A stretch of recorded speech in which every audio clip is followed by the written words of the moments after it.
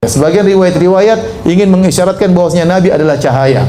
Dan riwayat-riwayat tersebut semuanya lemah. Ya. Bahkan ada riwayat yang palsu, hadis palsu yang diyakini oleh sebagian orang-orang sufi, ya, bahwasanya Rasulullah pernah ditanya, ya Rasulullah, bagaimana tentang penciptaan alam semesta? Kata Nabi, yang pertama Allah ciptakanlah nuru nabiyika, yaitu cahaya nabimu yang pertama diciptakan. Waktu itu belum ada arsy, belum ada qalam, belum ada lauhil mahfuz, belum ada langit, belum ada bumi, belum ada manusia, belum ada jin. Yang pertama Allah ciptakan adalah cahaya Muhammad. Berasal dari cahaya Allah Subhanahu wa taala. Ini hadis palsu. Hadis apa? Palsu. Nabi Muhammad SAW adalah keturunan Nabi Adam alaihissalam, dan dia bukan diciptakan dari cahaya. Yang diciptakan dari cahaya adalah malaikat. Adapun seluruh manusia, kata Nabi SAW, kullukum min Adam wa Adamu min turab. Seluruh kalian berasal dari Nabi Adam, dan Adam tercipta dari tanah.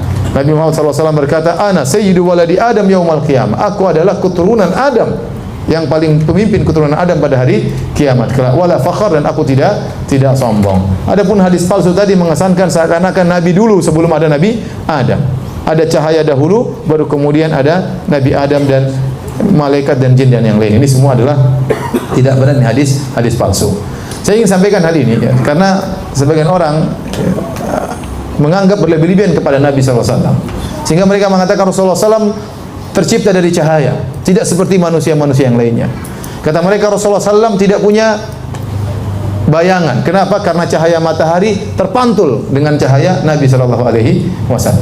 Ini semua khurafat, tidak benar. Ya. Kenapa? Seandainya Nabi SAW benar-benar badannya bercahaya, maka orang-orang kafir pasti sudah beriman. Ya. Ya. Mereka protes tatkala Nabi seperti manusia. Kata mereka, wa qalu ma li hadzal rasuli ya'kulu at-ta'ama wa yamshi fil aswaq laula unzila ilaihi malak fayakuna ma'ahu nadhira. Ya, kata mereka, Rasul macam apa ini Muhammad? Jalan di pasar makan makanan. Kenapa tidak diutus malaikat untuk menjadi rasul? Ya. Jadi orang-orang kafir berangan-angan bahwasanya seorang rasul ini memang spesial luar biasa. Nah, kalau Nabi ternyata badannya bercahaya, kira-kira Abu Lahab beriman enggak? Beriman lah. Ini cahaya ini ya. Ya. Abu Jahal juga beriman ya. Ya, tapi Nabi manusia biasa, makanya mereka ngejek. Ya. Kenapa kamu yang harus jadi Nabi? Mereka mengatakan demikian. Kenapa kamu yang harus jadi Nabi? Kok nggak ada yang lain? Kenapa kamu yang harus dipilih oleh Allah Subhanahu Wa Taala? Apa kelebihanmu? Mereka mengejek Rasulullah Sallallahu Alaihi Wasallam. Jadi Nabi Sallallahu Alaihi Wasallam memang disifati oleh Allah bercahaya, tapi bukan cahaya berarti keluar lampu dari tubuhnya. Seperti firman Allah Subhanahu wa taala, ya ayuhan nabi inna arsalnaka syahidan wa mubasysyiran wa nadhira wa da'iyan ila Allah bi idnihi wa sirajan munira. Allah mengatakan, kami mengutus engkau wahai Rasulullah sebagai seorang rasul yang menyuruh kepada jalan Allah, wa sirajan munira, adalah sebagai lampu yang bercahaya. Ini maksudnya adalah kiasan, bukan berarti Nabi adalah lampu yang menyala terang ya. Oleh karenanya waktu Aisyah radhiyallahu taala anha dalam hadis yang sahih terjaga di malam hari, ya, Aisyah mencari suaminya. Suaminya di mana? Dia enggak tahu. Dia cari-cari. Tahu-tahu dia pegang kaki Nabi, Nabi sedang sujud. Paham? Dalam Sahih Muslim. Seandainya Nabi ada lampunya, Aisyah lagi sujud. Enggak perlu cari-cari, paham? Enggak perlu cari-cari. Demikian dalam hadis yang sahih dalam Sahih Bukhari, karena rumah Aisyah kecil, cuma 4x4 kira-kira ya. Kemudian tidak ada space untuk salat, akhirnya Nabi salat dan Aisyah tidur di depannya persis dengan menyulurkan kedua kakinya. Kalau Nabi mau sujud, Nabi sentuh kakinya supaya kakinya dilipat. Jadi Aisyah nunggu disentuh oleh Nabi, baru kemudian Aisyah melipat kaki. Ya, karena space rumah yang sangat sempit. Aisyah berkata, wa kanatil buyutu laisa fiha masabih. Kenapa saya tunggu disentuh oleh Nabi? Kata Aisyah, karena rumah-rumah waktu itu tidak ada lampunya di malam hari, sehingga saya perlu disentuh dulu. Kalau seandainya Nabi bercahaya, Aisyah sudah tahu Nabi mau sujud, tidak perlu tunggu sentuhan. Paham? Demikian juga ya, mengatakan bahwasanya cahaya matahari kemudian mantul gara-gara kalah dengan cahaya Nabi, ini berlebihan ya. Dalam haji wada Rasulullah SAW tatkala melempar jamarat, datang sebagian sahabat menaungan baju di atas kepala Nabi SAW. Kenapa? Karena agar Nabi tidak kepanasan.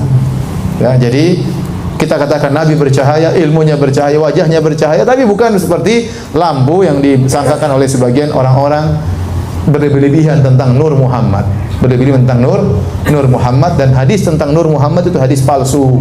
Tidak boleh diyakini, karena akidah tidak boleh dibangun di atas hadis palsu. Anane dunia sak dunia iki kabeh Kanjeng Nabi ra dhisik Kanjeng Nabi. Kanjeng Nabi itu Nur Muhammad diciptakan Allah itu 2000 tahun sebelum alam raya ini. Bagaimana orang yang diciptakan lebih dulu butuh hal yang kemudian. Mulane darene Burdah, laula lam takrujid dunya minal adami dunya ora gak ono. Anane dunya mergo digawe kanggo Nabi Muhammad. Laula kama khalaqtum asla. Umpama ora kowe mat aku ora gawe dunya. Bagaimana mungkin seseorang yang begini begitu spesial, begitu kastanya tinggi, kemudian gelek, terima seneng apa? Dunia mau digawe faktor dekne. Malah yang benerin Nabi jawabannya, cek kue jadi mas ya orang, tetep kue ku, jadi kue rasa kakak lapor.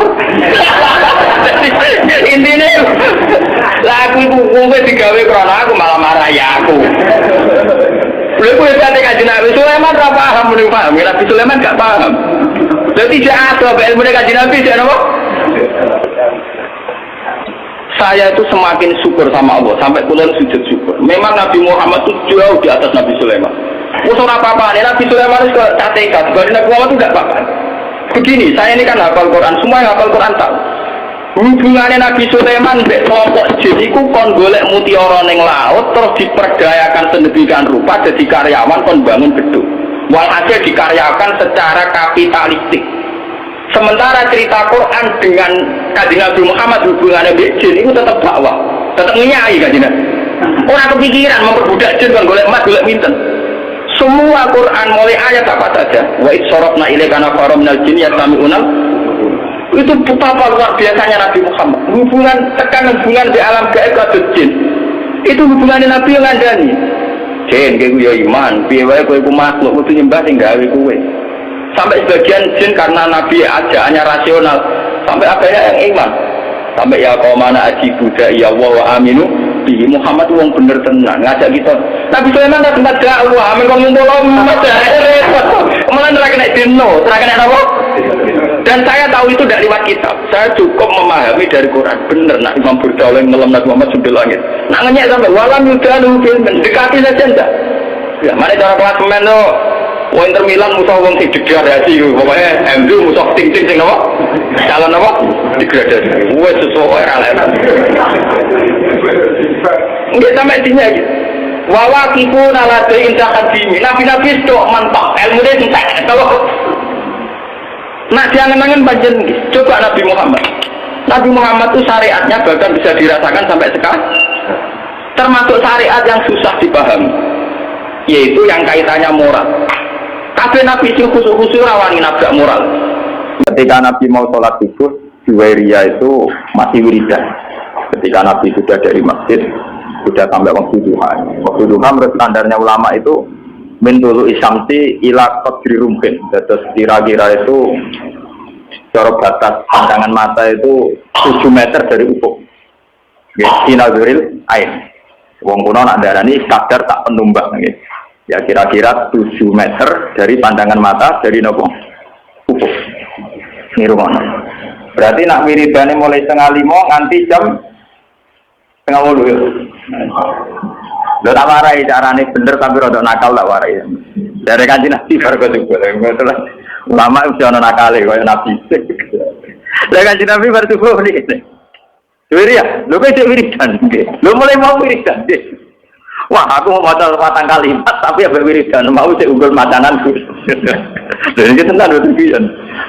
Ya mau sik wiridan nggih.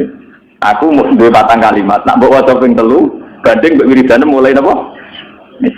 Ini bersamaan roh tanah wiridan.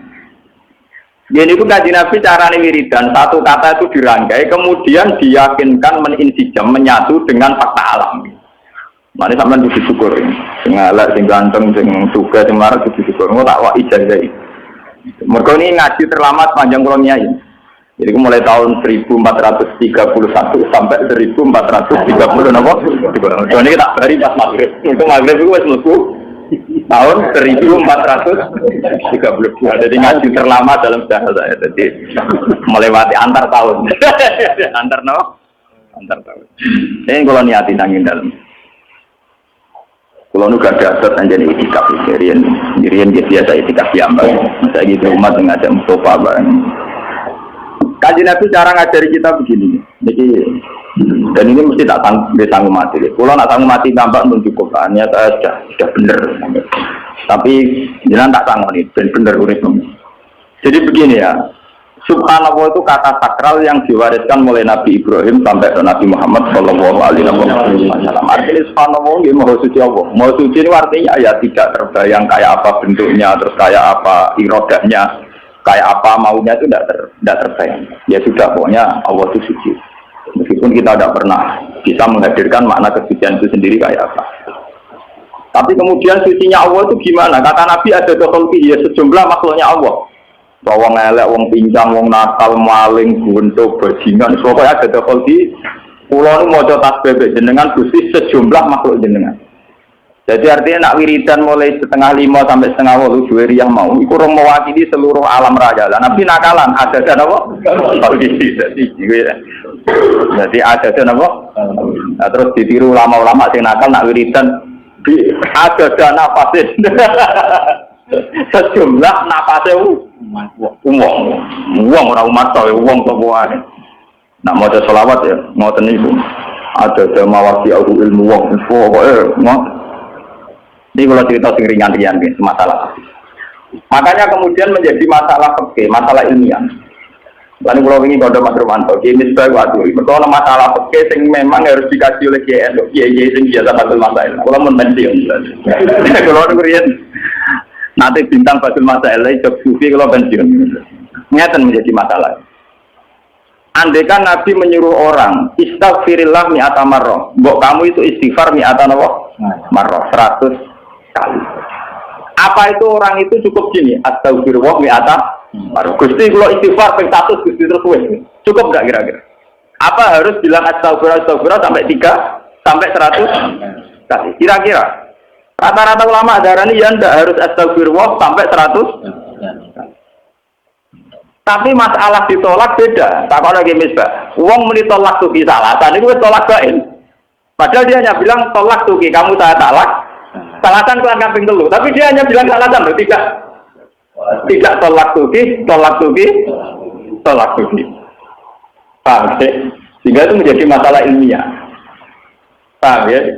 Ketika Nabi bilang istaghfirillah mi'ata marrah.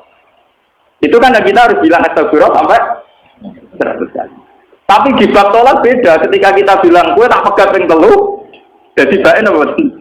Bain. Padahal kita hanya bilang 1 kali. Cuma meni ping telu. Iya, tapi misalnya rokin tak jotos pimisan, tak jotos ping telu kan tetap lara pisan toh, sing kena napa? Ini masalah begini. Ini ngrungok tenang. Tapi itu kan ada. Tapi Kanjeng Nabi itu kenapa ngajarin kita justru pakai adat itu? Adat kholqihi sejumlah makhluknya.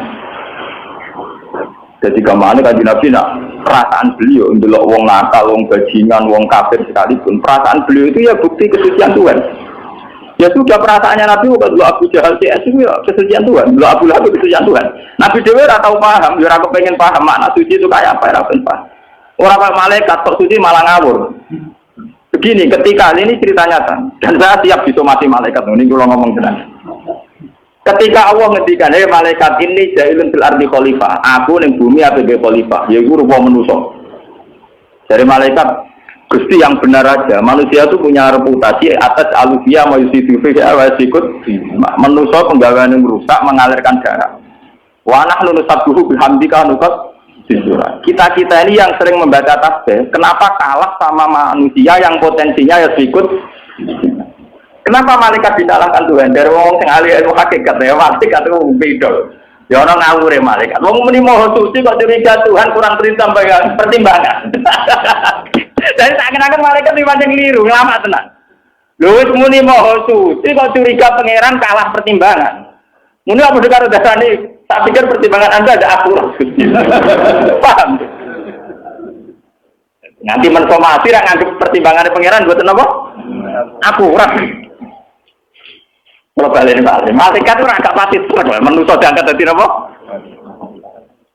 Lalu dia muni subhanallah kok curiga pangeran di keputusan ora akurat, paham? Bener apa salahnya? Ya salah toh. Lu nek muni subhanallah do nak kok ngono, paham? Kalau kalian balik, kenapa dalam diskusi Tuhan malaikat disalahkan? Padahal alasannya malaikat masuk akal.